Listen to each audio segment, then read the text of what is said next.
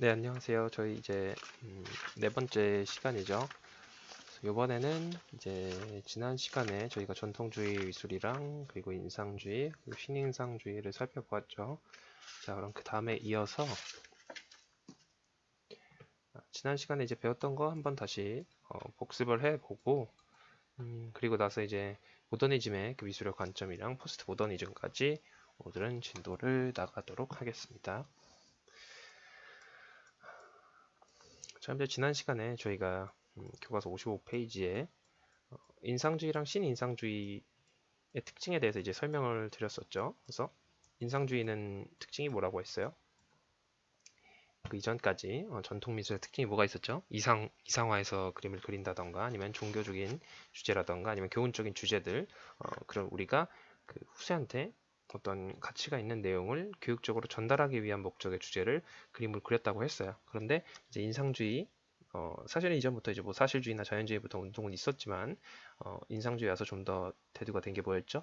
그 야외에서 우리가 관찰하고 실제 우리가 지각하는 그 시각적인 이미지를 그대로 표현하는 것에 대해서 관심을 갖기 시작을 했다 그랬어요. 그래서 인상주의가 영어로 impression인데 그게 외부에 있는 어떤 이미지를 우리가 수동적으로 받아들이는 형태를 의미한다고 했었죠. 그래서 표현주의는 반대로 이제 우리가 외부에서 이렇게 받아들이는 게 아니라 express 한다 그랬죠. 표현한다 그랬죠. 우리 안에 있는 걸 외부로 X 꺼내서 보여주는 걸 의미한다고 했어요. 그래서 이 두 개념은 이제 거의 반대가 되신다고 보면 돼요. 인상주의랑 표현주의는 이제 반대의 개념이라고 보시면 되고, 어쨌든 인상주의부터 시작된 우리 주변에 있는 어떤 이런 그 모네의 루앙 대선당 연작에서도 보여지는 이런 형태나 그 색감에 치중을 해가지고 같은 이미지지만 어떻게 된다고 그랬어요? 반복적으로 채색을 한다 그랬죠. 그리고 감산혼합, 가산혼합에 대해서 제가 설명을 드리면서 이제 보통 빛은 어떻다 그랬어요? 빛은 가산혼합이어서 그 가산 더하면 더할수록 밝아진다. 그래서 명도가 점점 더해진다 해서 가산이라 그랬고 명도가 점점 낮아진다 해서 감산이라고 했죠. 정확하게는 이제 뭐 명도 이외에도 뭐 채도 그리고 색상 뭐 이 모든 것들이 다 감산 그 마이너스가 되는 개념이긴 한데요. 근데 어쨌든 빛은 섞을수록 밝아진다. 근데 물감은 그 반대인 속성이기 때문에 섞을수록 색이 어두워진다 그랬죠. 그렇기 때문에 빛의 이미지를 가장 잘 드러낼 수가 없다 그랬어요. 그래서 인상주의 화가들은 가장 색깔이 섞이지 않도록 팔레트에서 색을 섞어서 조색해서 사용을 하는 게 아니라 그 캔버스 위에서 붓을 이렇게 여러 번 겹쳐가지고 색깔이 좀 최대한 덜 섞이게 그래서 색상이 좀 최대한 밝아 보이게 노력을 했다 그랬어요. 근데 이제 이후에 신인상주의는 인상주의가 결국에 그런 어떤 그 감산 혼합의 개념을 깨닫고 그걸 최대한 밝은 이미지로 표현하기 위해서 노력을 했는데 이제 신인상주의에 와서는 이런 노력은 이제 좀 더 과학적인 그 광학 이론이 발달을 하면서 우리가 이 병치 혼합이라는 그 중간 혼합이라고 했죠. 그 중간 혼합 방법을 사용을 해서 그 이미지를 그리게 되면 우리가 이전에 그렸던 그림보다 조금 더 밝은 그림을 그릴 수 있게 될 수 있다는 사실을 발견해냈어요. 그렇기 때문에 이 점묘화가 처음에 대두가 됐던 이유가 뭐라 그랬어요? 이렇게 점점으로 그리는 게 색을 섞어서 그리고 섞지 않으려고 색을 섞지 않으려고 저 뭐야 색을 섞으면 색이 탁해지니까 최대한 색이 섞이지 않게끔 하기 위해서 이 점으로 찍어서 묘사를 했다 그랬죠. 이 조르주 세라의 그 마지막 작품인데요. 그 서커스라는 작품이에요. 여기서도 보시면 이게 잘 안 보이네요. 화질이 제일 좋은 걸로 갖고 왔는데 지금 이렇게 부슬부슬해 보이는 이런 게 다 뭐라 그랬어요? 점으로 찍은 거라 그랬죠. 그래서 계산을 해서 점으로 찍었기 때문에 그림 전체가 어때요? 굉장히 밝죠. 그래서 명암을 표현해 주긴 했는데 이 명암들도 어때요? 굉장히 밝습니다. 그래서 우리가 알고 있는 그 어떤 일반적인 그림의 시커먼 명암과는 정말 다른 형태를 보여주고 있죠. 뭐 이런 식의 그 윌리엄 터너가 그린 증기기관차가 뭐 달리는 모습 굉장히 시커먼데 이런 블랙이 화면에서 다 사라졌죠. 근데 지금 여기 어, 그 모네 우산 쓴 그 여인이라는 이 작품에서도 어때요? 굉장히 밝죠 색상이. 블랙이 거의 나오지 않습니다. 요거도 지금 블랙이 아니라 녹색을 굉장히 진하게 칠한 거예요. 녹색이랑 그 파랑 블루계를 좀 섞어서 조금 짙은 녹색으로 표현을 한 겁니다. 블랙을 거의 사용하지 않습니다. 그 인상주의여서는 물론 쓰긴 합니다만, 자 이건 낭만주의의 프리드리히라는 작가의 작품이었죠. 여기서도 보면 그림자나 이런 블랙의 표현이 잘 드러나 있어서 밝고 어둠이 보이기 때문에 그림이 좀 더 명확해 보이고 깔끔한 느낌을 주긴 하지만 우리가 그 일상생활에서 이런 영화 같은 장면을 받아들이기에는 조금 어려울 수 있어요. 왜냐하면 이게 다 그 빛 조절을 해서 이렇게 그린 거기 때문에 우리가 보통 평상시에 보는 이미지는 약간 이렇죠. 물론 아주 강렬한 햇볕 아래에서 그 대상을 바라보면은 물론 검은 부분이 나타나기도 합니다만 그런 경우가 아니고서야 이런 평범한 풍경이나 이런 걸 그릴 때는 굉장히 그림이 밝다 그랬어요. 자, 이런 식의 좀 강조된 표현들. 그래서 우리가 이제 나중에 개강을 하고 아니 개강이죠. 계약을 하고 나서 등교 계약을 하고 나서 그 수행 평가를 봐야 되는데 그때 이제 진행할 수행 평가가 전무하였죠. 우리가 그때는 뭐 이렇게 이미지를 보고 똑같이 뭐 우리가 생각해서 그리는 그런 좀 어려운 수업을 할 건 아니고요.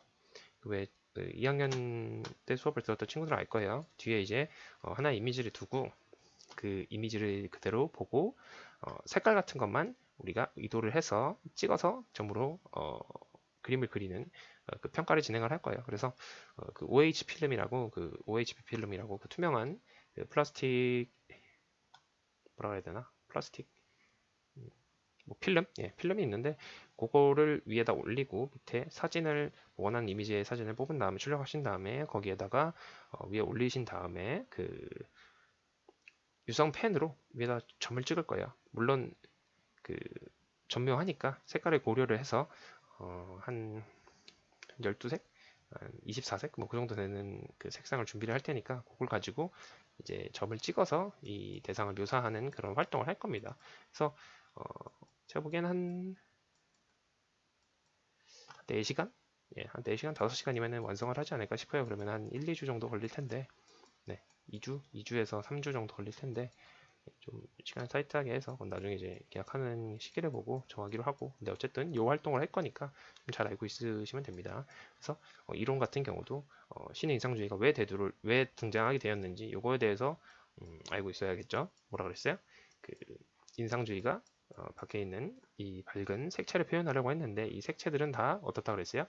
감산 혼합이기 때문에 물감을 섞어서 팔레트에서 섞는 건 물감이 섞을수록 어두워진다. 그래서 물감으로는 이런 어떤 밝은 그 빛의 느낌을 잘 표현할 수 없다 그랬어요. 그래서 어떻게 하면 빛을 잘 표현할 수 있을까 사람들이 고민을 하다 보니까 빛의 속성에는 색이 섞여도 밝아지더라. 그러다 보니까 그럼 우리가 물감을 섞지를 말자. 섞지 않으면은 어두워질 일이 없으니까 원색 그대로 쓰자. 근데 거기에서 더 발전을 해서 신인상주의에 와서는 이걸 완전히 계산을 해가지고 우리가 전묘를 찍으면 우리가 그 컴퓨터 화면이나 그 핸드폰 화면을 볼 때마다 그 픽셀화되어 있는 이미지를 우리가 볼 때 물론 그것도 블랙을 만들 수 있긴 해요. 물론 그 의도적으로 만드는 거긴 하지만 근데 어쨌든 그 불을 빛을 끄는 거죠. 거기는 반대 개념이긴 한데 어쨌든 얘네들은 빛이 나오는 게 아니기 때문에 가장 우리한테 물감으로 가장 밝은 이미지를 보여주려면 색을 찍어서 섞지 않고 병치를 시켜가지고 멀리서 봤을 때 그 병치되어 있는 이미지가 그 색깔이 섞여 보일 수 있도록 중간 혼합의 방법을 사용을 해서 과학적으로 그림을 그린 거라고 보시면 됩니다. 자, 그럼 여기까지는 보통 이제 사실은 그 전통주의의 개념에 여기는 부합을 하진 않아요. 정확하게는. 그죠? 근데 어떤 이미지를 좀 그대로 그린다던가 아니면은 색깔이나 이런 게 다 남아있죠. 그래서 우리가 형태를 알아볼 수 있다는 점이 뭐 전통주의적인 뭐 특징이라고 볼 수도 있어요. 제가 그 처음에 근데 설명해줬던 이 세 가지 개념은 모든 그림에 이게 다 통용되는 게 아니에요. 뭐 르네상스 때 다 통용이 되는 것도 아니고 르네상스에도 이제 뭐 매너리즘이라고 해서 이제 르네상스의 그림을 좀 타파를 하고 어떤 비례나 그 신체의 어떤 길이감을 왜곡하는 그림도 있고 바로코에 가서는 이제 그 완결성의 재현성을 더해서 이제 좀 더 극적인 분위기를 연출하려고 뭐 명암을 강조한다던가 그런 기법들이 세세하게 나뉘긴 하는데 큰 그 관점을 얘기를 하는 겁니다. 이거는 세세한 관점이 아니에요. 세세하게는 이제 뭐 시기별로 다 들어가서 세부적으로 나와야 되기 때문에 지금 저희가 나눈 이 1, 2, 3은 굉장히 개괄적인 내용이라고 보시면 됩니다. 그러니까 전통주의는 보통 이렇게 그냥 의뢰인이 있고 작품의 주제가 있고 그리고 작가는 수동적으로 표현을 하고 어떤 대상을 있는 그대로 사실적으로 묘사하는데 집중을 했다. 이 정도로 보시면 됩니다. 그렇게 되면 이제 뭐 사실적으로 묘사하려고 했다는 점에서는 그 신의 인상주의도 여기에 포함이 되긴 하죠. 그렇죠? 그러면서 이제 뭐 낭만주의라던가 표현주의는 사실 이제 이쪽 계열이랑 조금은 이제 거리가 있습니다. 예. 어떤 작가의 주관을 표현했기 때문에 근데 이제 그 기본 바탕에는 낭만주의까지는 이제 어느 정도 형태가 살아 있는데 표현주의부터 이제 형태가 점점 없어지긴 해요. 그래도 아직도 표현이 남아 있긴 합니다. 여기서 뭐 그 표현주의랑 야수파 그림을 잠깐 이렇게 살펴보면은 좀 보여드릴게요. 잠시만요. 문서에 그러니까 야수파랑 표현주의는 사실 같은 개념도 아니고, 그건 지난 시간에 설명드렸는데 같은 개념도 아니고 같은 사조도 아닌데 그 표현하려는 태도가 비슷합니다. 유사해요. 그래서 그 표현주의 애들은 뭐라 그랬어요? 그 독일에서 활동했던 다리파 친구들이랑, 그리고 그 칸딘스키와 그 칸딘스키와 놀데 그 두 명이 함께 활동을 했던, 어디다가 나왔지? 청기사 저 뭐야, 마르크랑 칸딘스키가 같이 활동했던 청기사파, 그렇게 나뉜다고 했어요. 이게 여기다. 네, 까먹어가지고.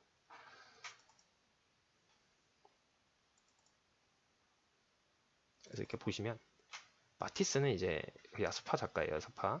그러니까 야수파라고 했던 거는 그때 그 살롱 도톤이라는 그 전시에서 이 사람들이 전시했던 그 사람들을 가지고 그 비평가 루이 복셀이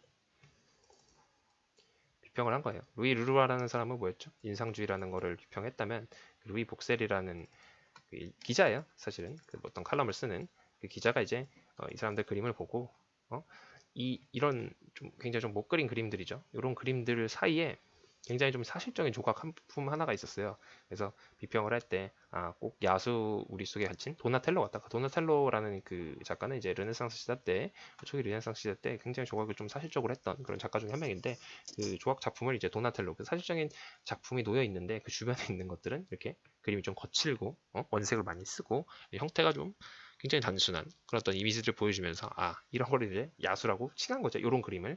그 도나텔로라는 작품은 이제 얘네를 얘기한 건 아니고 그 사실적인 작품을 얘기한 건데, 어쨌든 그걸 비교해가지고 그런 식으로 설명을 해서 야수파라는 이름이 붙게 됐습니다. 그래서 뭐 이건 마티스 초기 작품들이고요. 그 후기에 가서 이 사람이 그림을 못 그리게 됐어요. 그래서 그림은 하나의 유의 활동이다 하면서 뭐 나의 생각인 어떤 즐거움을 표현하는 수단일 뿐이야 하면서 뭐 이렇게 색종이 잘라가지고 이렇게 붙이는 작업들 이런 걸 했어요. 이게 제목이 달팽이입니다. 달팽이. 달팽이가 보이시나요? 이건 거의 이제 뭐 모더니즘에 가까이 갔다고 볼 수도 있어요.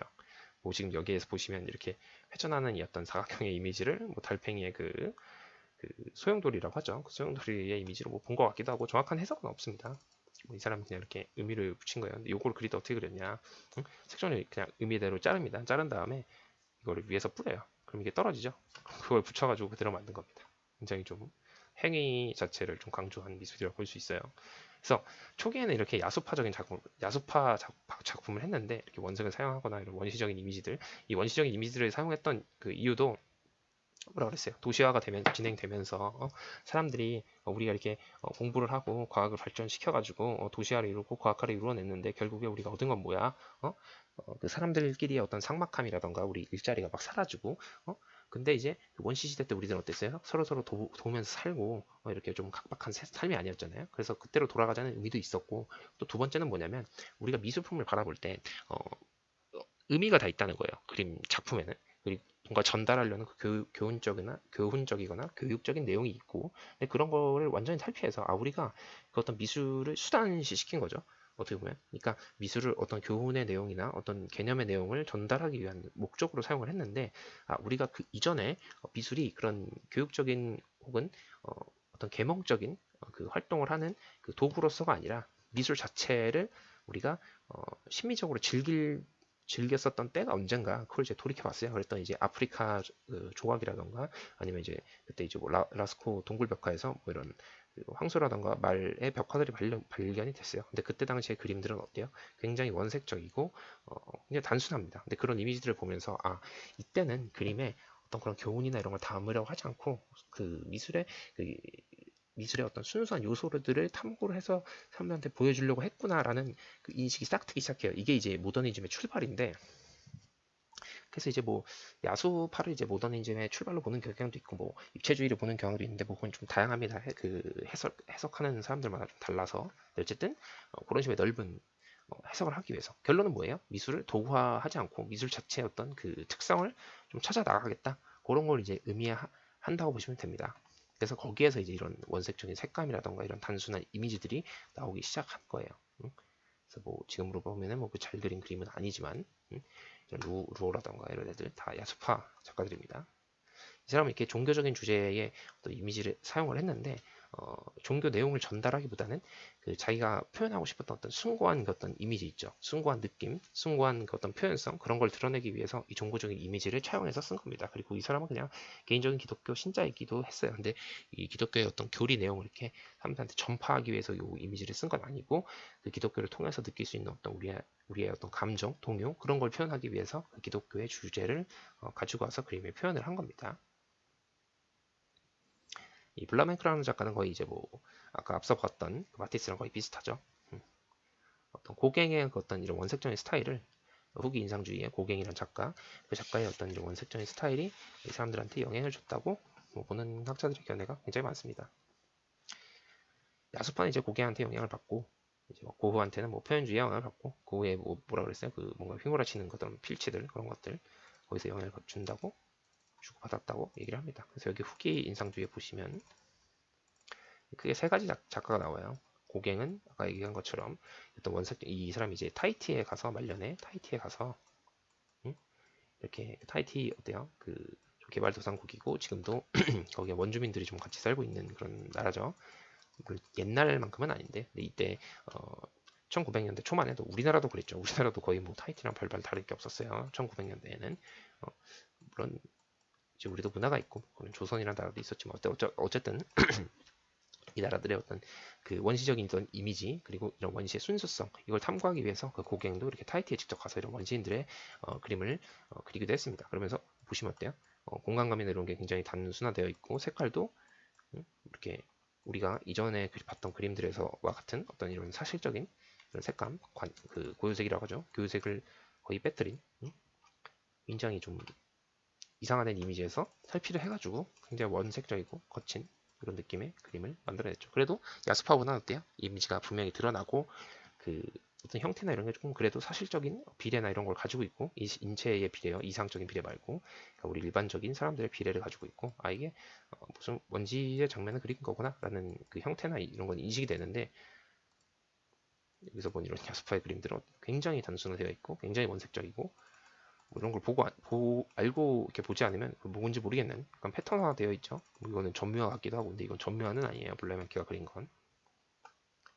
뭐 이렇게 입체파적인 그림을 그리기도 하고 이때 당시에는 뭐 입체파적인 그림과 야수파적인 그림이 그때 당시 주류였기 때문에 유행을 했던 그런 어떤 스타일이었어요. 그래서 뭐 화가들이 뭐 이것도 그렸다 저것도 그렸다 뭐 이렇게 많이 그렸습니다.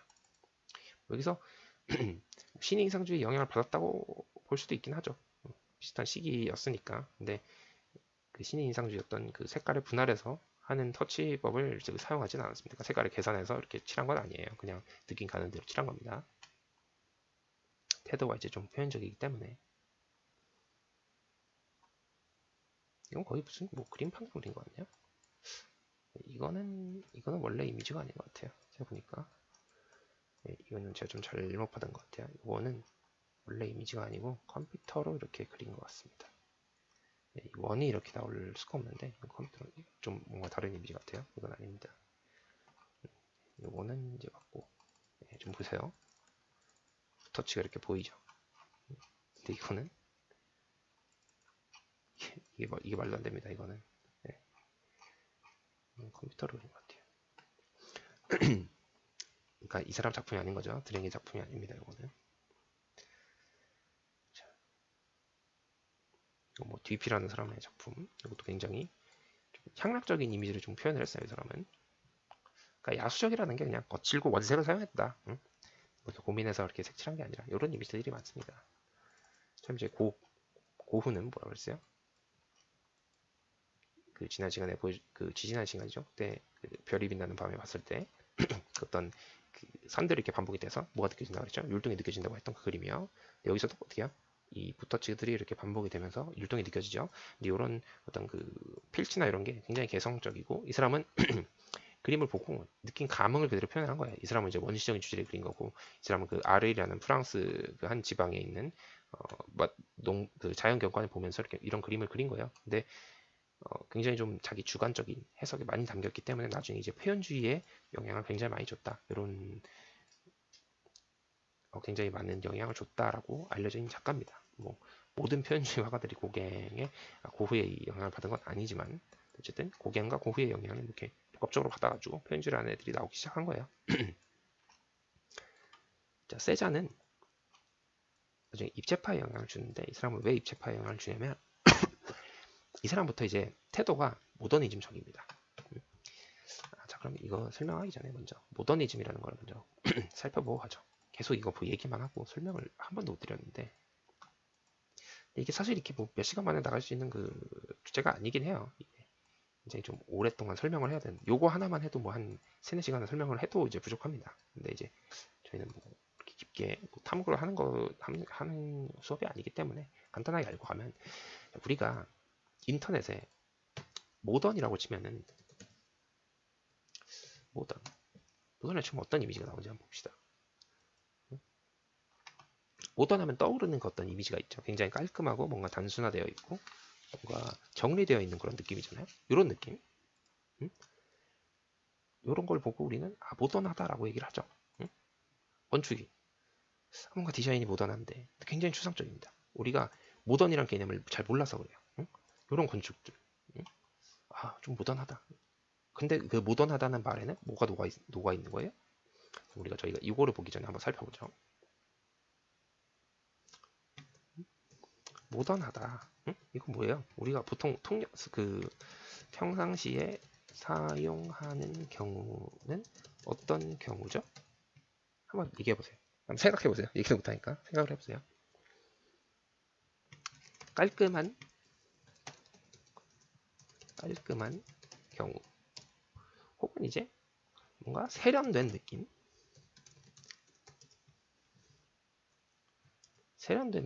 또 뭐가 있을까요?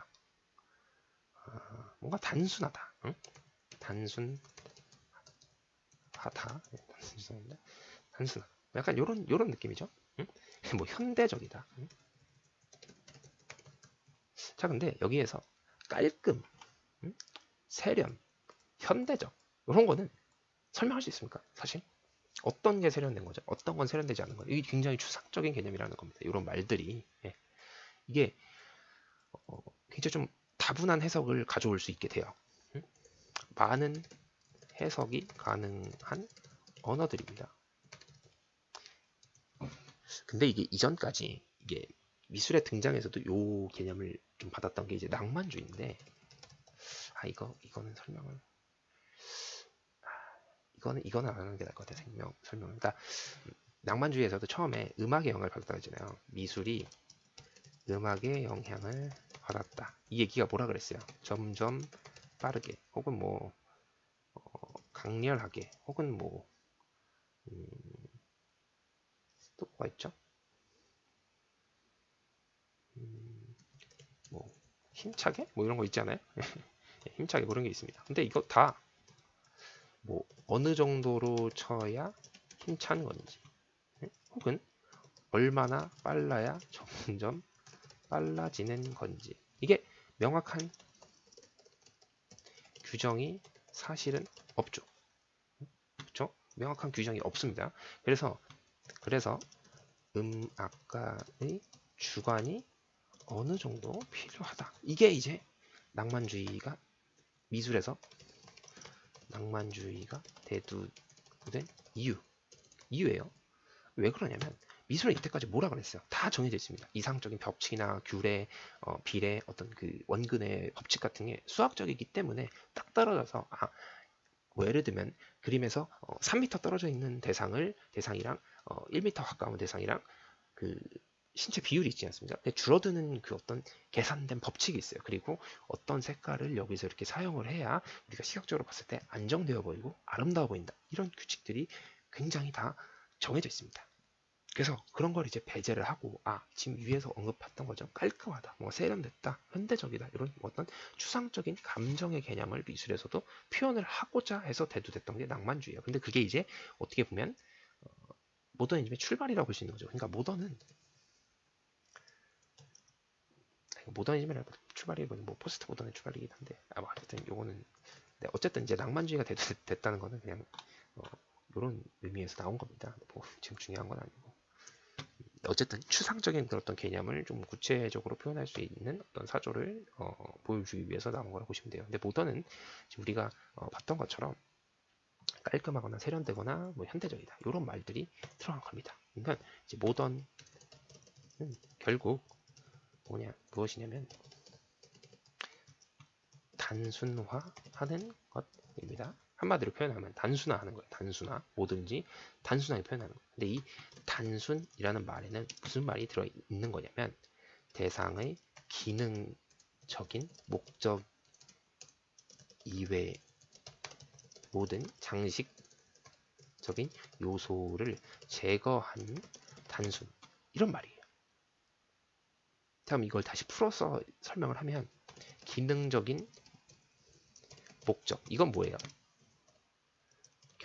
결국 궁극적인 목적입니다. 자, 즉 예를 들면 연필깎이가 있어요. 연필깎이. 깎기? 연필깎이가 있어요. 연필깎이가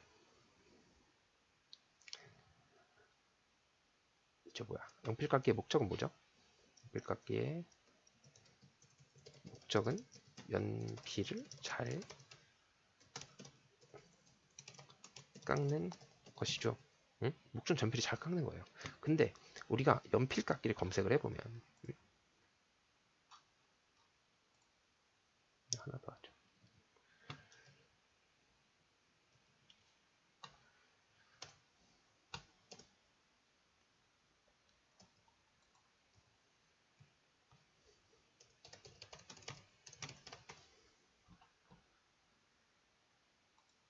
자, 어때요? 그 기능과 목적에는 상관이 없는 굉장히 다양한 디자인이 있어요. 이거 보시면. 뭐 열차부터 해가지고 그냥 삼각형, 뭐 미술실에도 있죠. 이거는 뭐 곰돌이 모양부터 해가지고 이것도 있어요. 뭐 이런 기차 모양. 기능이랑 전혀 상관없는 이런 외적인 디자인이 있습니다. 자, 그럼 만약에 모던 연필깎이 좀 나오려나? 잠시만요.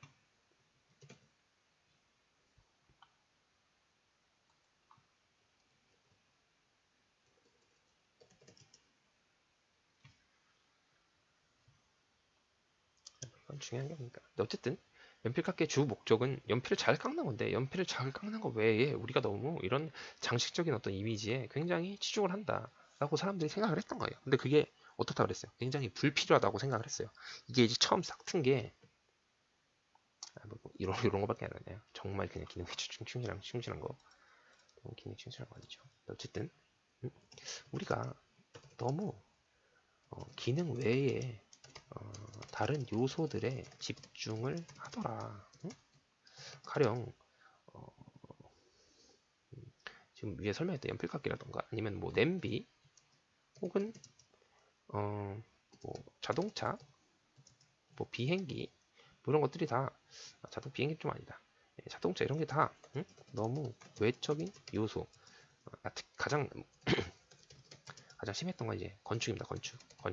건축에서 이런 게 굉장히 많았어요. 예를 들면 화려한 그런 건축들 있죠. 뭐 책을 좀 봐볼까요? 자, 여기 보시는 이 대형 박물관 같은 이런 거에 여기 이제 박공이라고 해서 여기에 조각이 다 들어가 있어요. 지금 잘 안 보이는데 조각품들이 다 이렇게 새겨져 있습니다. 응?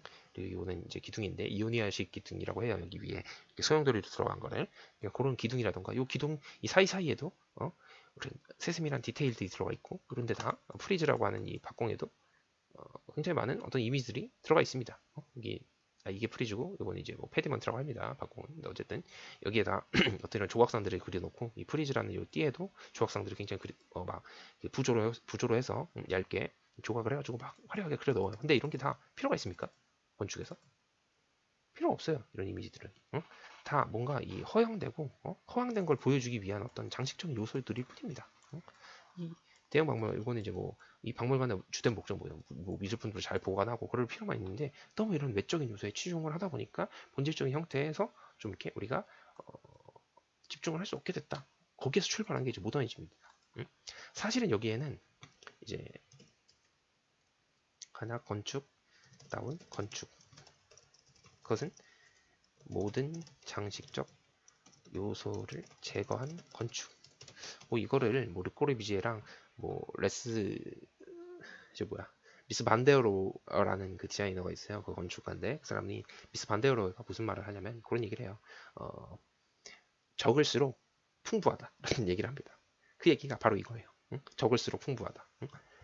모든 걸 다 빼버리고 기능적인 요소만 이렇게 딱 던졌을 때 가장 풍부한 이미지를 어, 창조해낼 수 있다. 그런 걸 의미를 하는 말입니다. 근데 그 핵심적인 내용은 뭐냐면 모더니즘. 모더니라는 것은 결국에 하나의 목적의 표현인 셈이에요. 그럼 이제 이걸 이제 미술로 가져와 봅시다. 미술에는 기능성을 따질 수 있나요? 미술에 뭐가 기능적이에요? 내용을 잘 전달하는 거죠. 근데 이것은 아까 뭐라 그랬어요? 이것은 미술인가? 미술이 아니죠. 미술을 수단화한 거예요. 어떤 내용을 전달하기 위해서 미술이라는 개념을 사용한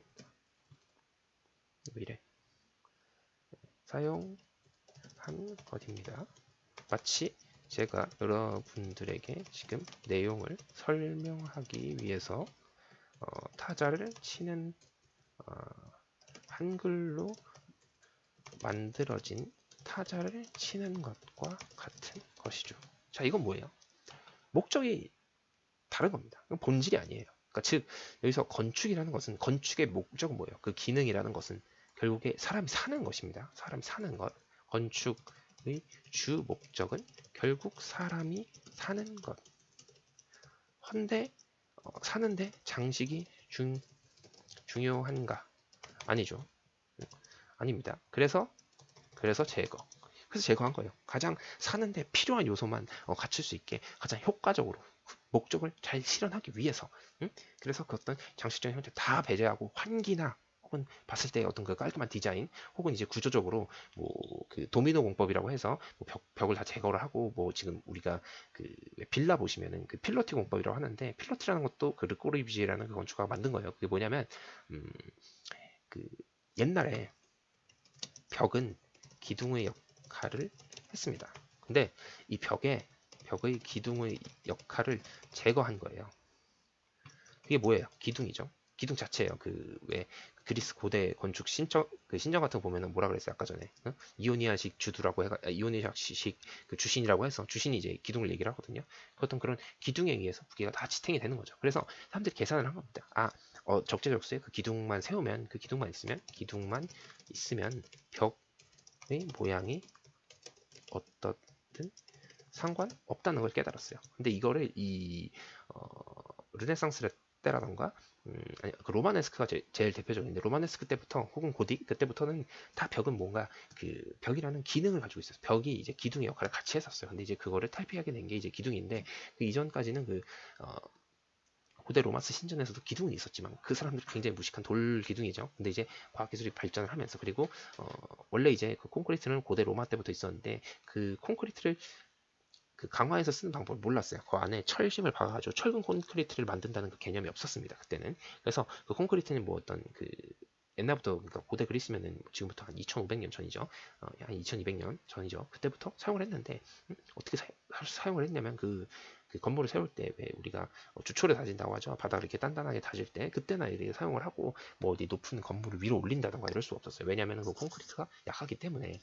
그래서 그 콜로세움에도 가보시면 그 내부는 그 콘크리트로 되어 있고요. 외부의 어떤 장식은 돌로 되어 있습니다. 근데 어쨌든 콘크리트가 굉장히 약했는데 19세기 때 오면서 사람이 그 생각을 한 거예요. 여기다가 철심을 박아 넣으면 콘크리트가 그 기존에 지탱할 수 있던 무게에 수십 배를 건져내더라. 그걸 발견을 해내고 그때부터 이제 사람들이 그럼 기둥 자체를 콘크리트로 만들고 설계를 하면은 어떻게 될까? 근데 어쨌든 필로티 공법이라는 것은 우리가 그 빌라 보시면 그 1층에 그 공간이 없고 거기는 주차장으로 되어 있죠. 그 각 기둥들이 따로 그 역할을 하기 때문에 공간을 굉장히 넓게 쓰는 거예요. 그래서 그 기둥이 제 역할을 하게 되면 벽이라는 것은 어떻게 변형되든 상관이 없다. 이게 도미노 이론이라는 게 바로 그런 겁니다. 도미노처럼 그 기둥을 하나씩 쫙 세워가지고 그 위에 판지를 얹고 그런 식으로 그 건물을 짓게 되면 어때요? 벽을 어떻게 허물고 뭐 어떻게 벽에다가 유리창을 막 한쪽에 완전히 다 박아버리고 이래도 전혀 상관이 없습니다. 그래서 빛을 어떻게 하면 가장 잘 들어올지 이런 목적에만 치중되어서 만들어질 수 있는 건축들을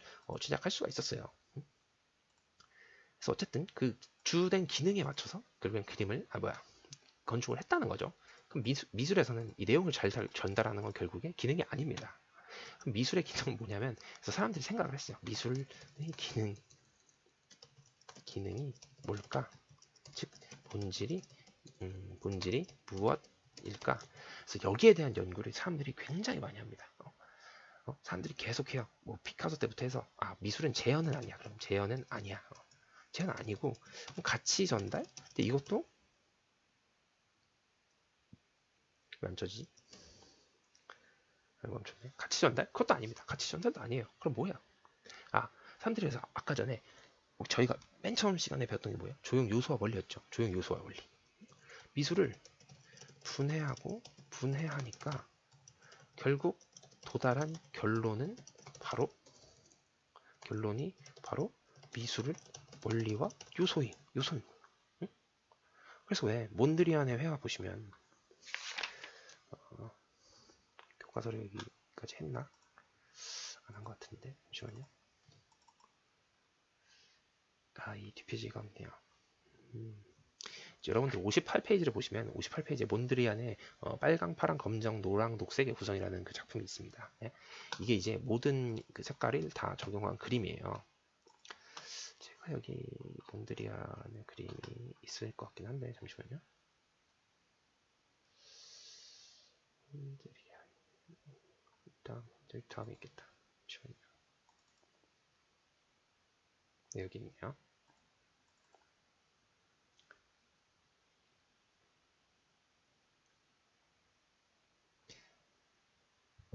그러니까 몬드리안은 이제 그런 태도들이 계속 발전을 해서 결국에 미술의 가장 순수하고 기능적이고 목적적인 요소, 그러니까 가장 모던한 요소죠.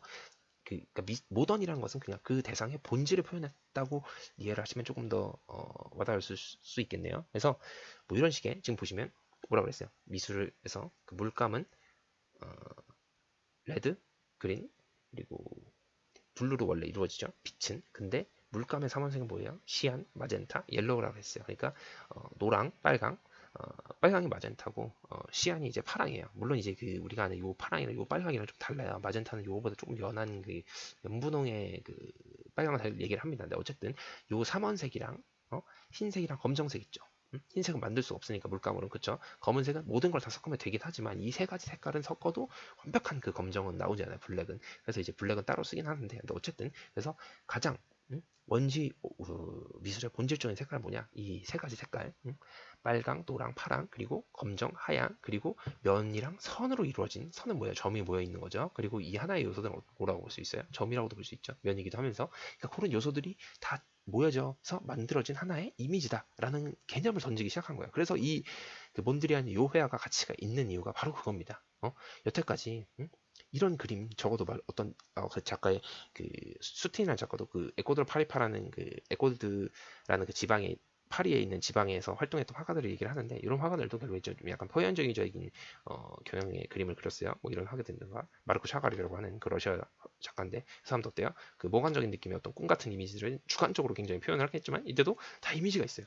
뭔가를 대상하고 내가 봤던 어떤 이미지라던가 꿈이라던가 이런 걸 다 재현을 해냈는데 이런 건 이제 미술이 아니야 라고 하나의 그 개념을 던진 겁니다. 그래서 이 사람들이 만들었던 건 이제 신조형주의라고 해서 새로운 어떤 조형의 이론을 발견을 한 거예요. 그래서 뭐 이 사람 말고 이건 이제 뭐 반 두스버그라는 그 같은 신조형주의에서 활동했던 작가인데 나중에 이 사람은 그 몬드리안이랑 같이 둘이서만 활동을 하다가 이 사람 나중에 나가요. 이 사람 몬드리안이 수직 수평선을 썼죠 지금.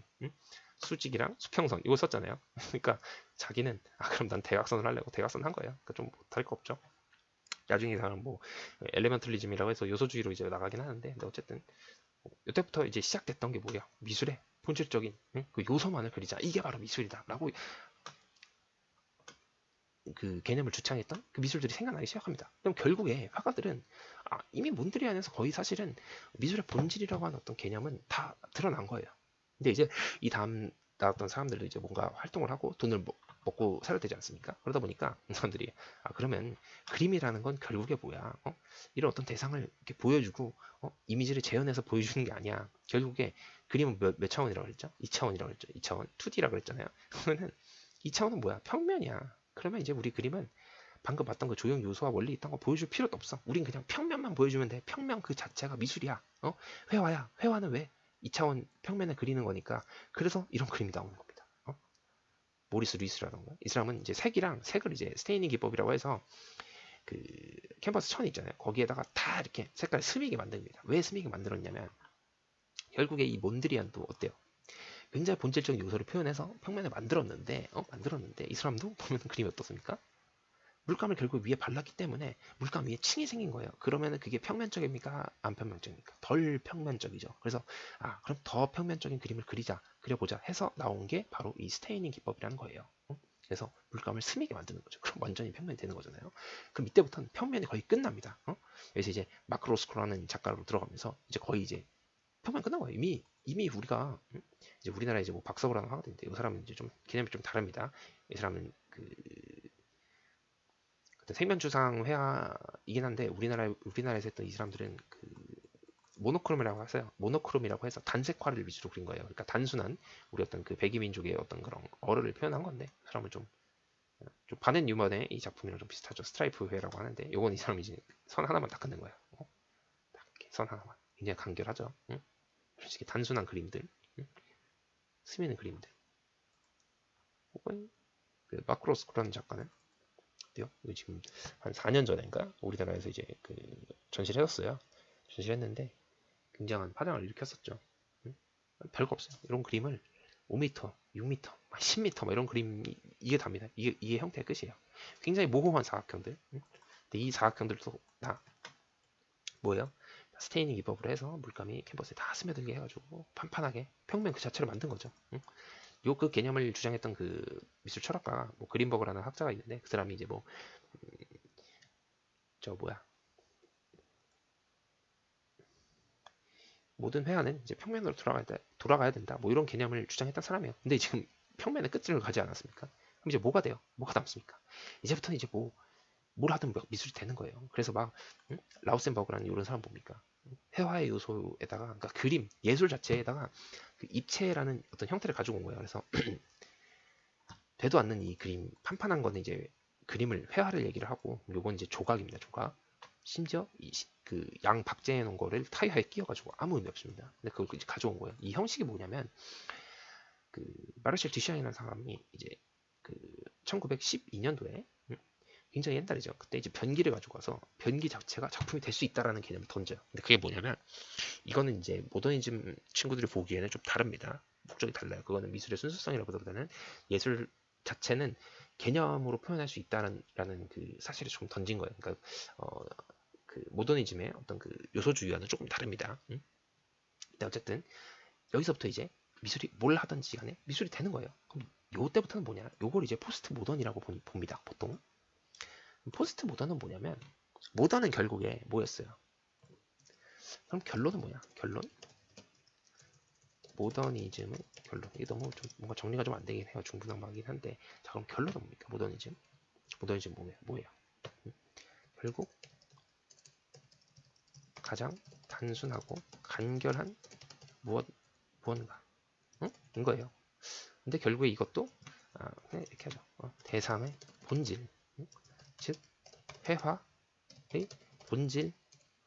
이게 바로 모더니즘인 거예요. 회화의 본질 자체를 그냥 표현하는 거. 그래서 우리가 아까 모던이라는 걸 검색을 해서 보면은 다 굉장히 단순화되어 있죠. 장식이 없습니다. 왜 그래요? 지금 여기 보세요. 여기 가구에도 손잡이가 없죠. 응? 손잡이가 없는데 어디 있습니까? 손잡이의 기능을 하는 목적은 요 밑에 숨어져 있어요. 근데 결국에 이 형태가 다 뭐예요? 네모나 사각형이에요. 그래서 우리가 어떤 이런 이미지를 볼 때, 모던하다라고 느끼는 거는 장식적인 요소가 다 빠져 있습니다. 응? 예를 들면 이 램프 등만 봐도, 옛날에 지금 뭐 루브르 박물관이나 그런 데 가면은 거기도 그 시대에도 램프는 있어요. 근데 어때요? 샹들리에 같은 게 굉장히 화려합니다. 장식이 굉장히 많아요. 근데 다 제거하고 어때요? 가장 간결한 그 몬드리안이 추구했던 그 어떤 회화의 이념이 다 건축에서 드러나는 겁니다. 물론 이제 그 나중에 그 데스티니라고 해서 그 사람들이 이제 몬드리안의 회화 이념을 받아가지고 건축을 만들기도 해요. 근데 어쨌든 모던 디자인이라고 하는 건 다 이런 겁니다. 위에 있는 이런 선반도 다 손잡이 하나도 없죠. 다 모던이에요. 모던하죠. 응? 실제로. 그러니까 모던이 뭐다? 애들이 네 모던이 뭔지 알아? 라고 물어보면 이제 여러분들 대답할 수 있겠죠. 가장 본질적인 요소만 남겨놓은 거야. 그것 빼고 다 없애버린 게 모던이야. 라고 얘기할 수 있겠죠. 그럼 포스트 모던은 뭐냐면 여기까지 이제 이해가 됐으면 포스트 모던 조금 이해하기 쉬워요. 포스트 모던은 한마디로 절대적인 관점이 없다라는 거예요. 뭐예요? 모더니즘은 결국에 절대적인 관점이 뭡니까? 절대적인 관점이 존재하죠. 뭐예요? 본질이죠. 본질 그 자체를 보여주는 거라고 보시면 돼요. 해석을 하자면 포스트 모던은 여기에 반대하는 겁니다. 본질이라는 거 없어. 본질은 없다. 즉 모든 건 다양하고 가치는 정의되어질 수 없다. 이런 말이에요. 포스트 모던 이 자체입니다. 그래서 왜 우리가 그 인문학 책 중에 그 정의란 무엇인가 마이크 샌델이라는 그 작가가 쓴 정의란 무엇인가라는 책이 있지 않습니까? 그 책 혹시 읽어보신 학생들이 있을 수도 있는데 거기에서 나오는 결론은 뭐냐면 굉장히 다양한 정의라는 정의의 내용이 있고 그리고 각 그 어떤 뭐 공리주의 사상을 펼치는 사람들이라던가 아니면 뭐 이성주의의 그 어떤 사고를 펼치는 사람들이라던가 그 사람들의 모든 그 관점은 다 이해가 됩니다. 이해가 되고 그 일리 있는 말들이에요. 근데 결국에는 하나의 그 절대적인 관점으로 그 정의라는 것을, 저스티스라는 것을 말 내릴 수 없다. 디파인 할 수 없다는 거죠. 저스티스를 디파인 할 수 없다는 얘기예요. 그러니까 정의라는 말을 정의할 수 없다는 얘기죠. 그래서 그 말은 포스트 모던이라는 개념이 녹아 있는 겁니다. 결국에는. 그래서 모더니즘은 어떤 이상적인 추구라고 보실 수 있어요. 본질이라는 것은 결국에 우리가 도달해야 하는 목적지인 셈입니다. 그러니까 즉 고대 그리스의 철학과도 일맥상통하는 개념이기도 합니다. 즉 그러니까 그때 플라톤이라는 사람이 이데아라는 개념을 얘기하잖아요. 이데아가 뭡니까? 우리가 지성으로 이성으로 도달할 수 없지만 그곳에 범접하기 위해서 비례라던가 혹은 뭐 기하의 정의의 형태 혹은 이제 그냥 이상적인 사고를 그 자체를 얘기하는 거예요. 이데아가. 그러니까 사람을 착해야 되고 법을 어기면 안 되고 사람을 죽이면 안 되고 거짓말 하면 안 되고 그런 정도들 있지 않습니까? 그런 걸 다 지키면서 살아가는 말 그대로 이상. 그래서 예를 들면 돈이 없는 사람이 있다. 그 사람한테 돈을 줘서 그 사람 잘 살게 만들어준다던가 이런 개념이에요. 우리는 더 이상 욕심을 부리지 않고 이런 식의 이 세상에 존재할 수 없는 그 어떤 이데아의 본질에 다가가자는 그 태도랑 같다고 보시면 돼요. 모더니즘은. 결국에 모더니즘이라는 것은 전통주의적인 특징을 가지고 있긴 하죠. 근데 전통주의는 뭐였어요? 어떤 미술의 수단화, 미술을 가지고 다른 개념을 어떤 표현하는 그런 일종의 도구였다면 모더니즘은 그 도구를 탈피해서 그 미술 그 자체의 본질을 찾아가는 활동이었고 그걸 넘어서 이제 포스트 모더면 그런 어떤 절대적인 관점이나 어떤 본질이라는 거 이 세상에 존재하지 않아. 라우센버거가 던졌던 것처럼 그림이라는 것도 회화라는 것도 뭘 하든 상관이 없어. 회화는 크게 보면 미술이고 미술은 뭐예요? 미술은 결국에 내 생각을 표현하는 어떤 도구일 뿐인 거예요. 다시 이제 전통주의적인 관점으로 돌아가는 개념이기도 합니다. 포스트 모던이. 그래서 어떤 그 부분으로는 이제 전통주의로 회귀하는 경향도 있어요. 왜? 모더니즘은 반대니까. 모더니즘은 없고 대상의 본질은 없고 미술의 어떤 그 본질적인 목적은 없는 거야. 우리는 미술을 수단화해서 써도 돼라는 개념이 이제 다시 그 드러나기 시작하는 개념이기도 해요. 그래서 이제 포스트 모던에 들어오면서 이제 뭐 페미니즘이라든가 아니면 그런 기존의 가치에 대항하는 그런 개념들이 막 등장을 시작을 하고 우리가 그럼 여태까지 소외됐던 그 어떤 지방의 문화라던가 야생의 문화를 우리가 좀 더 적극적으로 받아들일 필요가 있다. 그래서 지금 왜 우리가 배우고 있는 거 뭐예요? 다문화라고 해서 그 외국에서 온 친구들이지만 한국에서 배우면서 힘들게 살고 있잖아요. 그 친구들을 좀 이해하고 그 사람들의 문화다. 예를 들면 뭐 개발도상국에 있는 사람들이 미개에서 그 문화가 그렇게 뭐 이렇게 제일 낮은 게 아니라 다른 것이다. 시기가 다르고 그 사람들이 살아왔던 환경이 다른 거니까 그 사람들은 뭐 틀리고 다른 게 아니고 그 사람들이 뒤떨어지고 미개한 게 아니라 그냥 그런 문화가 있는 거고 그런 다른 문화가 있음을 존중하자는 그런 개념이 발전하게 된 것도 바로 다 이 포스트 모던의 시작이에요. 그럼 멜크의 모더니즘 뭡니까? 서구 중심의 사회가 결국 모더니즘인 거예요. 우리가 생각을 해보면 서구인들이 만들어 놓은 어떤 그런 전형적인 이미지 있죠. 그게 그냥 이미지의 절대적인 가치고 우리의 문화. 예를 들면은 뭐 한옥 같은 거, 예를 들면 한옥이나 뭐 전통적인 초가집 이런 거 있잖아요. 우리의 전통성을 가지고 있지만 우리의 문화죠. 근데 그거는 이 모더니즘 관점에서 볼 때는 어때요? 굉장히 좀 비효율적이다. 형태를 막 그렇게 그 진흙이라는 재료가 굉장히 뭐 완전성이 높은 것도 아니고 지속성이 높은 것도 아닌데 찝필한 것도 거기에 결국 막 이나 어떤 벌레들이 생길 수도 있고 그렇게 기능으로 보면 굉장히 떨어지는 건데 그러니까 그런 사람들이 보기에는 모더니즘 관점에서 굉장히 미개하죠. 이런 걸 다 버리고 가장 우리가 현대적인 뭐 철근이라던가 아니면 콘크리트 아니면 필요한 그 대상만 딱딱 적재적으로 이렇게 효과적으로 써가지고 굉장한 그 기능성을 뽑아내는 것 자체가 모더니즘인데 그 사람들이 보기에는 그 어떤 기와집이나 한옥이 미개해 보일 수가 있는 거죠. 근데 포스트 모던보다 그런 건 없어. 왜? 사람들의 가치나 그 어떤 개성은 다 다르니까. 그러니까 우리 개념을 이렇게 정의할 수가 없다.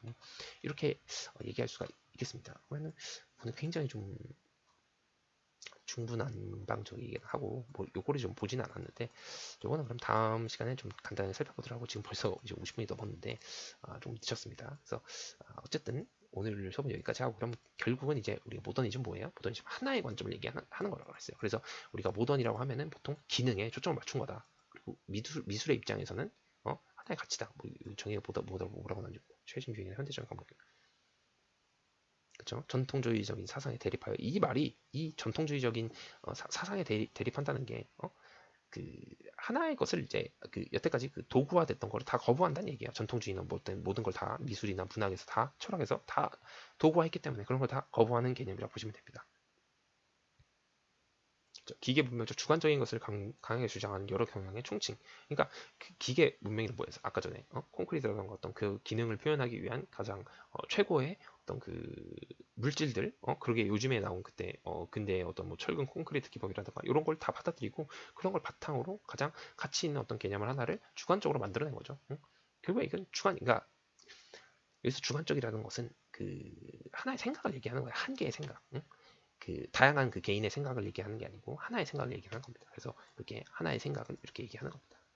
자 그러면은 오늘 여기까지 하고 오늘도 과제가 있으니까 그 과제 하나 해결하시고 나서 다음 시간에는 이거 하나 더 설명드리고 다시 한번 짚어보고 나서 음, 디자인에 대해서 조금 한번 배워볼게요.